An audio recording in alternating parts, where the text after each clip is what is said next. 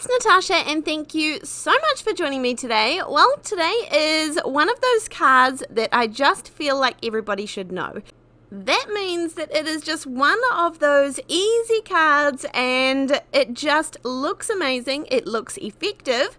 So we are going to start off with a square card making base today. Now I'm going to show you 3 different versions of this card today, just so that you can see how different we can make these feel, the sort of different vibes of the card. Now I am starting off with the Floral Elegance paper pad here. Now I've picked a dark blue and then a couple of lighter florals. The blue is going to be my background color.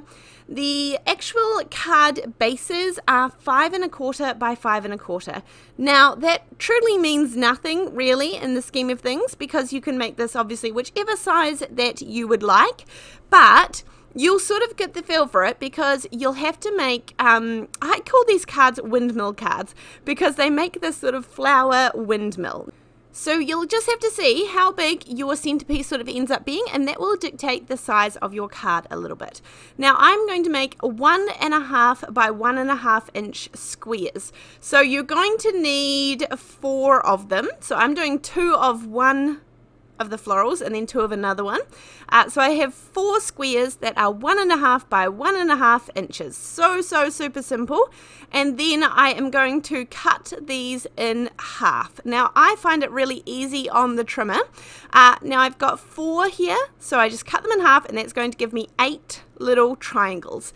You may well have a die that comes with a set that already makes gorgeous triangles for you, but you just need these sort of right angle triangles that have that nice square edge to them, and this works well. Now I'm going to show you, this is like the basic one, and then we're going to step it up as well. But here's what we need to do. So I have a corner chomper. This is going to round the corners. One edge does a sort of tighter rounding than the other one. There are lots of different versions of corner rounders out there. There are really simple little sort of punch ones that work perfectly too. I find that this looks best with the corners rounded. Then I have a tiny little piece of mint tape, which is just a low tack tape. Put your first triangle down, and then all you're going to remember to do is put the straight edge behind the rounded edge. So you find the rounded bit and then you just go round in a circle. And the advantage of doing it on a little piece of mint tape is that you can keep readjusting these. But honestly, for some reason, this just always works out well. If you keep the spacing relatively similar between the back of the rounded edge and the straight long edge, then you'll find that you make your circle easily.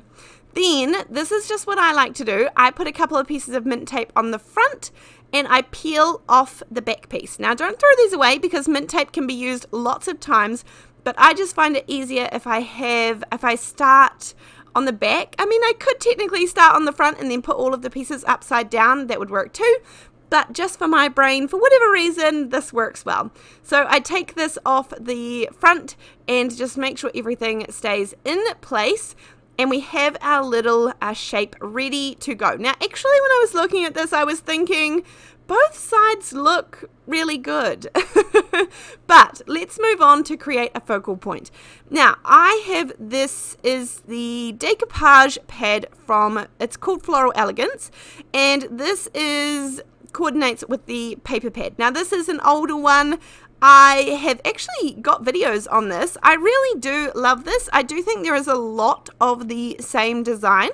This makes 2 different floral arrangements, shall we say, and all you do is, this is decoupage, so you layer these up. Now I'm using 1mm foam pads.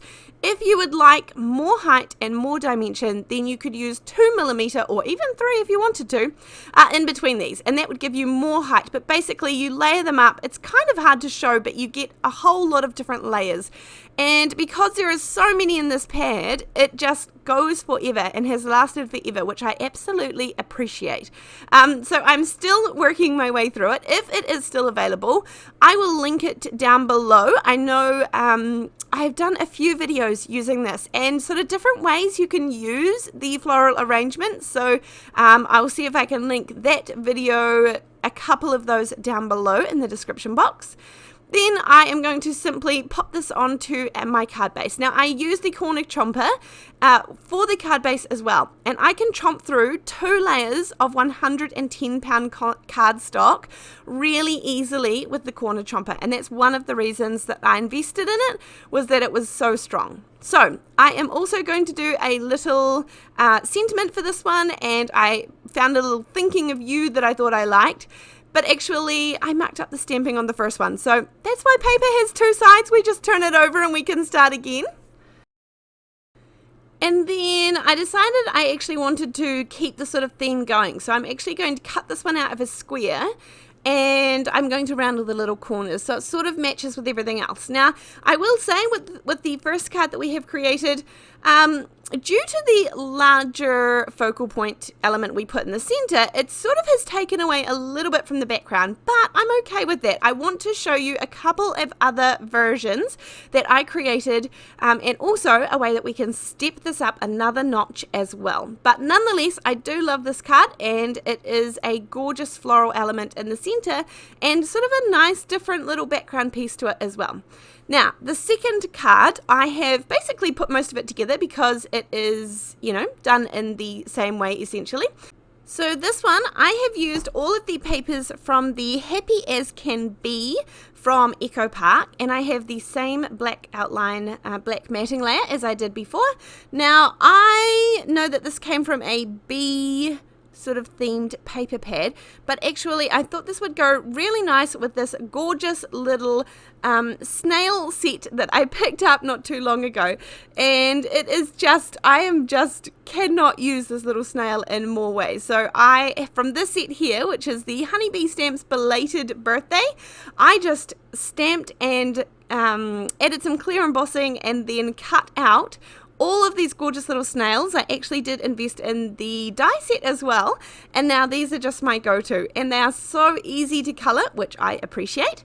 And this little guy is pretty cute. Now I actually popped up the little windmill effect and the snail all on some foam pads as well, so we stepped it up from the last one, and then I'll pop one of these cute little sentiments in the inside of the card for this one. I didn't want to take away anything from the outside. So we are going to move on to the next one, and then this is how we're going to step it up. Now this is the Botanical Memories from Paper Rose. There are some gorgeous elements in this one. It's a little bit different, and some of it I certainly wouldn't use. This one here is the sentiments page, and there's some good ones. This one here has gorgeous flowers, which I love, and I feel like we could fussy cut those ones out. And then there is also a page that is the blues in it, which has a bird, which I am keen to cut out. But there is a little problem. His tail down here is actually off the page. So I want to show you a way that we can make that work. So I love this little bird, but his little tail is such a shame that they didn't just pop him up just a little bit so that he could be used as an individual element. Now for this one, we're going to add a matting layer to each individual triangle. So just do the same process. For me, that is 1.5 inch squares cut in half to make 2 triangles. And then I just corner around the right angle of the triangle. And I'm also going to do exactly the same thing in black cardstock, but I made it just over 1/8 of an inch bigger when I was cutting the original squares. So it's more like 1 5/8, because I just like a really slim little border. Now do whatever you're comfortable with. Have a practice with some scrap paper as well, and that way you'll be able to get the feel of how big you want your border to be and how big you need to make your other square. But other than that, I just pop these together really easily, and again I'm just following the little pattern. I've chosen 2 papers from the paper pad, and I just make sure that that line up and down there is the same width behind each one, and I've never had to readjust the triangles. As long as you keep that, eyeball it. No one needs to measure. We don't need to measure. And then this purple is also from the same paper pad. I'm going to round all of the corners just because I'm enjoying that look. And I want to keep it cohesive, so I will do the black layer as well. This is a matting layer Of course, you could just add, use a permanent vivid or marker to go around the outside of your purple, and you could just use some mint tape to tape it off as well, if you wanted to do it that way instead of an actual matting layer. Now, when I turned this over, I originally felt like I wouldn't be able to use all of that portrait piece there, but then when I turned it over just then, I was like, that's quite pretty. Maybe I need to break it down a little bit and see smaller pieces of it. But anyhow, I was almost about to get distracted. I've gone with my original plan with the purple, of course, and then with these little foam squares, which, as I mentioned, these are the 1mm foam squares. So they give a little bit of dimension, but pretty subtle, I would say. I've got my little piece of mint tape there on the front, which holds everything together. Now, this one you can see there's a couple of points that just go off the edge of my background square, and I am perfectly okay with that. I think it just adds to it as well. Remove the mint tape on the front, and then we are going to work on our focal element.